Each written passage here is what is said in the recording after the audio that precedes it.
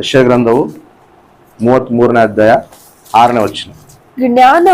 ಜ್ಞಾನವು ತಿಳುವಳಿಕೆಯು ರಕ್ಷಣಾ ಕಾರ್ಯ ಸಮೃದ್ಧಿಯು ಇರುವುದರಿಂದ ನಿನ್ನ ಕಾಲದಲ್ಲಿ ಸ್ಥೈರ್ಯವಿರುವುದು, ಯೆಹೋವನ ಮೇಲಣ ಭಯಭಕ್ತಿಯು ನಿನಗೆ ನಿಧಿಯಾಗುವುದು. ಆಮೆನ್. ದೇವರು ಕೂಡ ನಮಗೆ ಜ್ಞಾನ ತಿಳುವಳಿಕೆ ಕೊಡ್ತಾನ.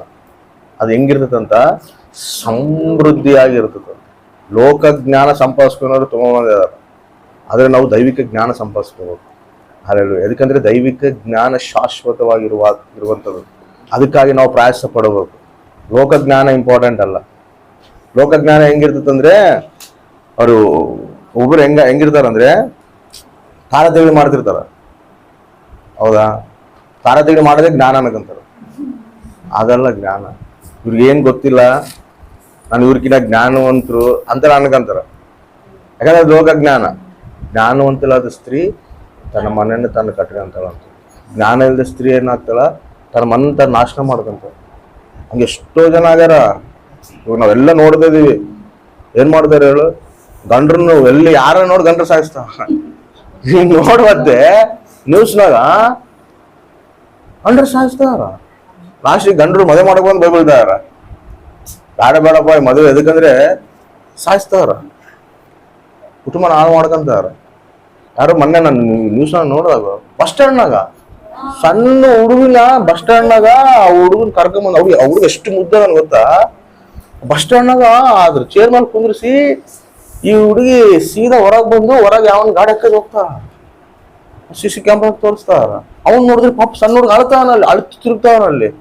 ಎಲ್ಲರೂ ನೋಡಿದ್ರೆ ಅಲ್ಲಿ ಏನಿದು ಮಗು ಆಳಕತ್ತಂತ ಕರ್ಕೊಂಡು ಹೋಗಿ ಅಲ್ಲಿ ಪೊಲೀಸರಿಗೆ ಅಪ್ಪಗಿಸ್ರೆ ಯಾರಂತ ಹೇಳಿ CC ಕ್ಯಾಮ್ರಾ ಎಲ್ಲ ನೋಡಿದ್ರೆ ಆಕಿ ಎಲ್ಲಿಗೆ ಹೋಗ್ತಾಯಿಲ್ಲ ಅಂತ ನೋಡಿದ್ರೆ ಯಾರನ್ನ ಎಕ್ಕೊಂಡು ಹೋಗ್ತಾ ಮದುವೆ ಮಾಡ್ಕೊಂಡು ಹನಿಮೂನ್ಗಂತ ಕರ್ಕೊಂಡು ಅಲ್ಲಿ ಸಾಯಿಸ್ತಾರ.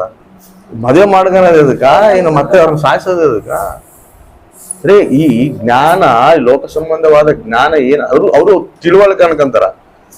ಇನ್ನೊಬ್ಬರನ್ನ ನಾವು ಇದು ಮಾಡೋದು, ಇನ್ನೊಬ್ಬರನ್ನ ನಾವು ನಷ್ಟಪಡಿಸೋದು, ಇದು ದೆವ್ವಗಳು ಸಂಬಂಧಪಟ್ಟ ಜ್ಞಾನ ಅಂತೇಳಿ ವಾಕ್ಯ ಹೇಳ್ತದೆ. ಅದೇ ಅದು ಬಹು ಡೇಂಜರ್ ಅದು. ಇನ್ನೊಂದು ಏನ್ ಗೊತ್ತಾ, ನೋಡಿ ಇವ್ರಿಗೆ ಎಷ್ಟು ತಲೆ ಇಲ್ಲ ಅಂದ್ರೆ ಇವ್ರು ಇಷ್ಟೆಲ್ಲ ಮಾಡರಲ್ಲ, ಇವ್ರು ಏನ್ ಅನ್ಭವಿಸ್ತಾರೆ ಹೇಳು?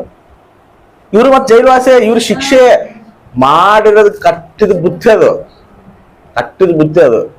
ನೀ ಏನೋ ಇನ್ನೊಬ್ರಿಗೆ ಏನೋ ಮಾಡ್ಬೇಕು, ಏನೋ ನಾಶ ಮಾಡ್ಬೇಕು ಅಂತ ನೋಡ್ತೀವಿ, ಅದು ಏನ್ ಪುಣ್ಯ ತೊಡ್ದಾರ ಅವರೇ ಬೀಳ್ತಾರೆ.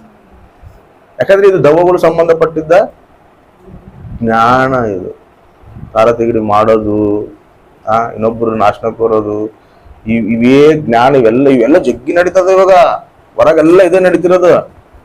ಆತ್ಮ ಸಂಬಂಧವಾದ ಮೇಲಿದ್ದ ಜ್ಞಾನ ಹೆಂಗಿರ್ತದೆ ಹೇಳ್ತಾನೆ ನೋಡ್ರಿ ಅಲ್ಲೇ. ಪರಿಶುದ್ಧವಾದದ್ದು, ಸಮಾಧಾನಕರವಾದದ್ದು, ವಿನಯವುಳ್ಳದ್ದು, ಸಂತೋಷವಾಗಿ ಒಪ್ಪಿಕೊಳ್ಳುವಂಥದ್ದು, ಕರುಣೆ ಮುಂತಾದ ಒಳ್ಳೆ ಫಲಗಳಿಂದ ತುಂಬಿರುವಂಥದ್ದು ಆಗಿದೆ. ಇದು ಮೇಲಿದ್ದ ಆತ್ಮ ಸಂಬಂಧವಾದ, ದೇವರಿಗೆ ಸಂಬಂಧವಾದ ಬಂದಿರೋ ಜ್ಞಾನ ಇದು. ಇದರಲ್ಲಿ ಸಮಾಧಾನ ಇರ್ತದೆ, ಇಲ್ಲಿ ಕಕ್ಷಭೇದ ಇರೋದಿಲ್ಲ, ಸಂತೋಷ ಇರ್ತದೆ. ನಾವು ಸಂತೋಷವಾಗಿರ್ಬೇಕು, ಇನ್ನೊಬ್ರು ಸಂತೋಷವಾಗಿರ್ಬೇಕು. ನಾವು ಆನಂದವಾಗಿರ್ಬೇಕು, ಇನ್ನೊಬ್ರು ಕೂಡ ಆನಂದವಾಗಿರ್ಬೇಕು. ಅದು ಮೇಲೆ ಸಂಬಂಧವಾದ ಪರಿಶುದ್ಧ ಆತ್ಮ ದೇವರು ನಮಗೆ ಕೊಡುವಂತ ಜ್ಞಾನ ಅದು. ಆಮೆನ್. ಹಲ್ಲೆಲೂಯಾ.